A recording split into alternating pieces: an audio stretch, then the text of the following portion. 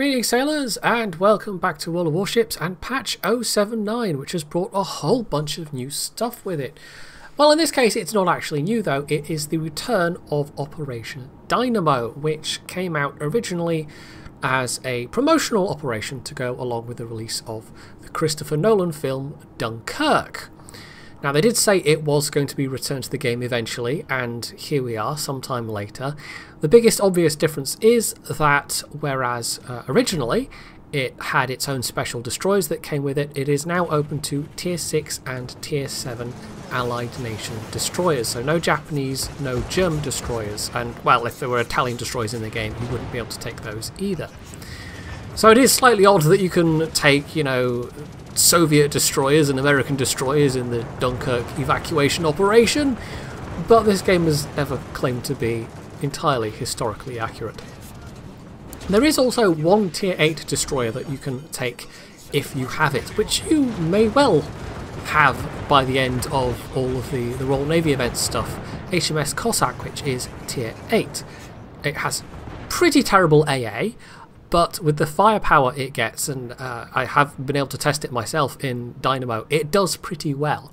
In this case though, I'm in the Gnevny, and this is because the patch hit the NA server a day early and I decided to take it out for a spin there, and this was my first 5-star. The good news, by the way, is that if you did this previously, they're treating this as a new operation, so it's a new set of rewards, and they're quite useful. I think the 5th star is something like 5,000 coal, and there's some other various things as well. I actually forget exactly what the rewards are. I forgot to screenshot that, but I can always check it and put it on screen if need be. Now in form, the operation is pretty much the same as it was before. I don't think there's been any major changes other than obviously the aircraft are now higher tier. Previously they were counted as Tier 1 aircraft that didn't have a lot of hit points because the event destroyers really had terrible AA. For the most part, the destroyers that can take part in this also have terrible AA, with one real exception. Now, that comes with a caveat in that the American destroyers for Tier 6 and Tier 7, of course, can mount a defensive, which is better for disrupting rather than actually getting raw AA power. And I have experimented a little with the Farragut and the Mayhan, even the Monaghan. They don't do that well overall with defensive compared to not having the defensive. I found I was shooting down maybe around 10 more planes over the course of the operation, but the disrupting effect was quite useful. The Sims, however, the Sims is definitely the king of AA as far as this operation goes, because the Sims long-range AA can be boosted. Well, if you've got, you know, flags, if you've got Captain with BFT, if you've got a manual AA especially, and the defensive, you can have, even without AFT, you still have a like 50 DPS at 5 kilometers range, and once you get the defensive going, it really shreds the plane. So now the patch has hit EU, I've had a chance to try the Sims, and I think I had like 70 plus plane kills. Yeah, it was quite a lot. I barely did any damage because it's actually quite difficult leading the Schnellboots with the US destroyer guns because the arcs are so floaty. I think I had like 12k damage, so it was not a lot. But with that 70 plus plane kills, I still had over 2k base XP, and it was a 5-star as well. This isn't going to be quite as good for plane kills, but it will be much better for damage. And so I'm going to say, you know, this one's alright for XP and credits and the rest. Obviously it helps if you're playing The Sims. I mean, one of the things that would have boosted me up with playing The Sims as well is that it's The Sims, and The Sims actually gets a better XP anyway. It's basically the Churchill 3 of World of Warships. Yeah, if you get a bunch of plane kills, you're going to do well on the score screen. But if you get around, say, 40k plus damage, you can also do pretty well. I'm not sure how much the kills count towards your XP, but 35 plus over 40k damage, you're going to be looking at like 2k plus XP if you manage to get 5 stars. And so far, most of the wins have been 5 stars. I think I've had one absolute failure this morning. There was one that was like 3 stars, and the rest were all like 5 stars. So it's not that difficult of an operation overall, but there's a lot going on. There's a lot to keep you busy, and so although it's maybe not that difficult to get 5 stars, it is one of the more engaging operations. There's not a lot of downtime. There's basically always something to do, and you'll have noticed I think there's like 2 sections of this replay have sped up a little bit just to shave a bit off the total runtime of the video, because I mean this is essentially the same Operation Dynamo we had before. I didn't want to stretch it out unnecessarily, but for the most part there's either air attacks or surface attacks or both, and everybody has to divide their attention accordingly. Now if you're one of the defensive AA destroyers especially, it's best to keep with the main body of the civilian fleet, because the aircraft will generally try and go for them, although they will go for the destroyers as well if they don't have any targets. You can also of course lay smoke for the civilian ships also, and that will disrupt the enemy aircraft's attempts to actually make drops. You'll note, by the way, we're still in range of the shore batteries at this point, so those are a bit of a pain as well, but I don't think I've seen anybody actually die to the shore batteries yet. I have seen players die to aircraft, however, so you do have to be a little bit careful, because they do, like, if they don't have suitable civilian ships to go after, they will maybe try and go for the lower health destroyers instead, and they seem to be reasonably accurate, at least the dive bombers do. I did have one, was it the Farragut game? I think it was the Farragut game, or maybe it was the Mayhem, I forget which, but I basically got killed by the enemy dive bombers, and there really wasn't a lot I could do about it.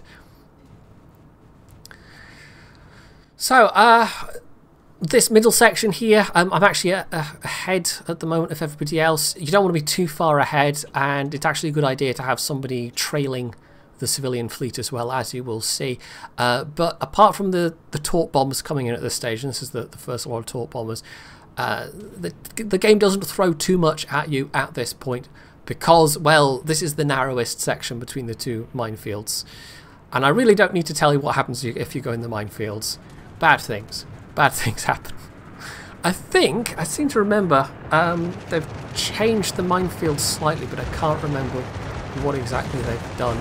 It may be possible to survive longer in the minefields. So certainly I've seen a couple of players wander off into the minefields and manage to not die, but I've also seen players do it and die. In fact, there was one game where there was a Whiskavitsa who went a good 2 or 3 squares into the minefield before they sank. So I think theoretically it's easier to avoid the mines if you're going in there, but it's really still not recommended.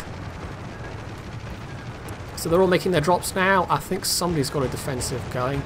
Considering the Gnevny AA is not very good, so it still managed to shoot down a reasonable number of planes. They're not like tier 10 planes or anything. It feels reasonably well pitched in terms of matching the overall amount of AA to the toughness of the planes. But, you know, as I've said, the Sims is the real outlier. You take an AA spec Sims with a manual AA captain and you will shred the planes. You absolutely will. The only downside with using my manual AA Fletcher captain is they don't have superintendent, and there are a fair few waves of planes, so you have to pick and choose quite carefully which ones you're going to actually use the defensive on. Typically I have used it with the first kind of double wave of dive bombers, and then used the next one for the torpedo bombers, and then there's going to be the fighters upcoming, the main fighter groups, because we've had the scout fighter groups so far, and I've saved it for them because that's when the allied fighters turn up, and without assistance the allied fighters always get wiped out, basically. If, however, some of them survive, they then help you out a lot with the final waves of planes, of which there are quite a lot. As a thought, by the way, having mentioned the Sims and its AA power, if you have one of the legendary, is that the right word? The upgrades that I don't know if you can even put that in the Sims, but if you could put an AA upgrade on the Sims that gave you extra duration on your defensive AA, that would be super useful for this operation, but that would obviously require spending, you know, doubloons to remount things. Although maybe people are out there with AA spec Simses anyway, I don't know. I don't know how popular a setup that is. So here come the fighters and the allied fighters. I noted they haven't fixed the thing where the guy says he's a colonel from the RAF, because that's not a thing. That's not a rank that exists within the RAF. But anyway, minor nitpick. So at this point, I'm fairly sure it's our Sims that got his defensive going again and shredding these enemy planes, because even just having some regular destroyers nearby, your own fighters tend to get completely destroyed. So that had to have been the Sims doing the work there. So it's all going reasonably well so far. I mean, this was literally the first playthrough on the NA server. First time I played it since the operation was originally live, and it did all go remarkably smoothly, all things considered, but I expect other people had been playing it at that point as well. And I think people, they seem to have largely remembered how to play this one. The actual secondary goals are reasonably straightforward as well, so yeah, it seems to be not too difficult for people to comprehend what's going on, which is quite nice, because we've just come off of Ultimate Frontier, which is one that people really struggle with, although Wargaming have made that one unnecessarily hard as well. So we had the final trailing wave of Schnellboots, and at this point the only other Schnellboots are basically going to come from in front of you, so everyone can kind of concentrate their guns forwards. We'll also now get the final waves of planes coming in, but as we've got all these allied fighters still alive, that's making life considerably easier, and they do contribute towards the secondary condition of getting plane kills as well, so that doesn't all have to be then down to players, which is quite nice. So we're very firmly in the final stretch at this point. There's going to be a couple more waves of Schnellboots, and you can see all the top bombers coming in from the sides, which have been more of a, like, this is not necessarily a representative game, because the fighters got taken out most of the time. The enemy fighters don't get taken out, and you don't have this assistance, so you can probably expect there to be a lot more incoming planes making torp drops at this stage, but because of that Sims being in the right place, we were able to much more concentrate on the Schnellboots, and so this was a relatively comfortable finish overall. I must apologise, by the way, if I sound a little bit croaky compared to how I usually sound, because well, as you've probably noticed, there haven't been a lot of videos this week. I had to go to the hospital on Monday. This is completely nothing to do with the video, but there's not really a lot else to talk about at this stage, so I might as well mention it. Yeah, I ended up having to stay overnight, but it wasn't anything serious, and I cannot emphasise enough that I am completely fine.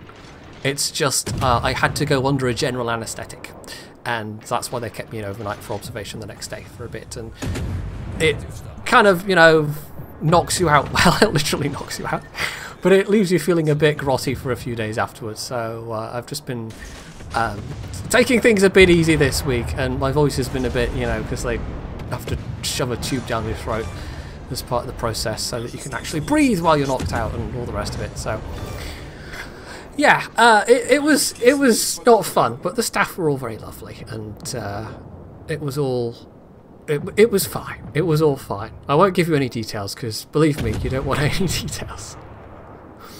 So we're basically done. As I said, very painless end to this one. Typically, this, you know, for 5-star wins, I found typically there's usually 7,000 to 8,000 left. Well, it would have to be over 7,000 to be a 5-star, because that's one of the secondary conditions. But unless it's gone terribly badly wrong, it usually hasn't dipped that below 8,000 at this stage. I haven't had any particularly close 5-stars. They've usually been fairly comfortable. The 3-star game was, I think that was because we really didn't have that many. We had like one US destroyer, and I don't think they had any AA. That's the only thing. You know, that was a bit of an issue the first time round, is that the composition varied. Some of the destroyers had defensive and others didn't. And if you had none of the destroyers that have a defensive, that was a problem. And of course, it's kind of the same principle here. If you don't have any American destroyers with at least a disrupting defensive, then that does make life a lot harder.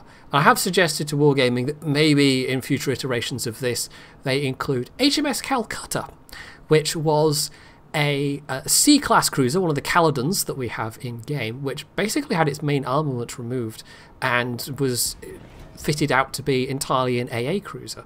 And so, you know, in cases where there are no US destroyers with a defensive, perhaps there could be an AA-controlled Caledon sailing along, giving you a bit of extra AA power to help out. Because I think otherwise, you know, a 5-star is still possible, but it definitely becomes a lot harder.